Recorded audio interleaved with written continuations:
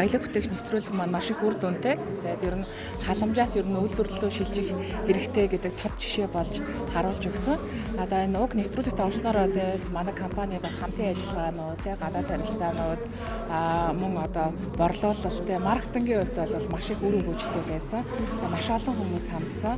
Тэгээд бид манай утас бол бараг тасралтгүй дуудлагатай байсан. Бараг 20 он жонго дуудлагатай байсан. 21 он ч гэсэн ингээд нэвтрүүлэг давтан гарах болгонд маш их үр өгөөж өгч ирсэн нэвтрүүлэг болсон.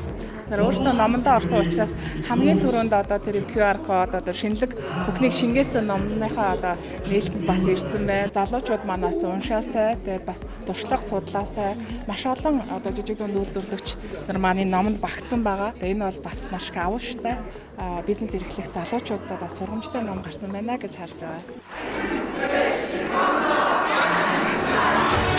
Хөдөлмөрлөж байгаа хүн бүхэн баялаг бүтээгч юм.